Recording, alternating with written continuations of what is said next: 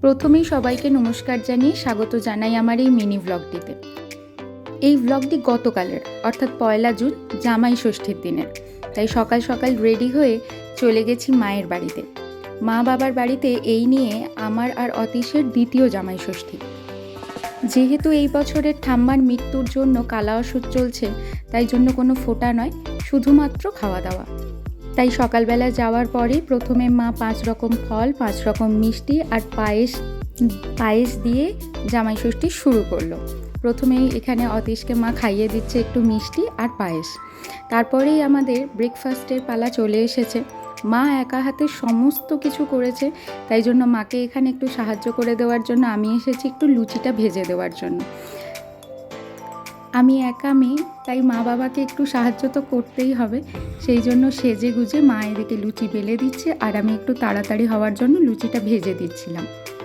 ছোটোবেলা থেকে জামাই ষষ্ঠীর দিনটা ছিল খুব আনন্দের। আমার অনেকগুলিই মাসি, তাই এই জামাই ষষ্ঠীর দিন সমস্ত মাসির মেয়েরা সবাই মিলে উপস্থিত হতাম মামার বাড়িতে।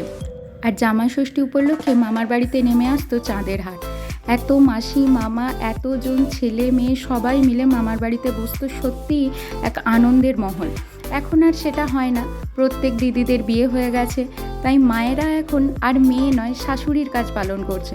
তাই জন্য প্রত্যেক মাসির বাড়িতে যে যার মতো করে হচ্ছে জামাই ষষ্ঠী।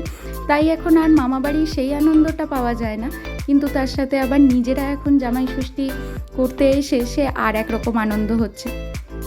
জামাই ষষ্ঠীর সকালবেলা ব্রেকফাস্টে লুচি, আলুর দম বা লুচি, আলু ভাজা, ছোলার ডাল এইসব বাঙালি খাবার ছাড়া কিন্তু কিছু ভাবাই যায় না। তাই এইদিকে আমরা একসাথে বসে গেছি লুচি, আলু ভাজা, ছোলার ডাল নিয়ে খেতে।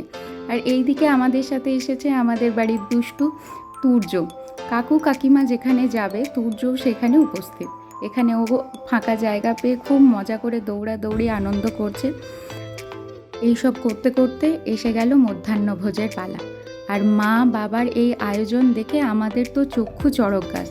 দুজনে মিলে একা হাতে এই এত কিছু বানিয়েছে। দুপুরবেলা সবাই মিলে এলাহিভাবে খাওয়া দাওয়া করে আমাদের জামাই ষষ্ঠী কাটলো। আপনাদের জামাই ষষ্ঠী কেমন কেটেছে সেটা কমেন্টে জানাতে ভুলবেন না। আর মিনি ব্লগটা ভালো লেগে থাকলে like, comment, share and subscribe করে দেবেন।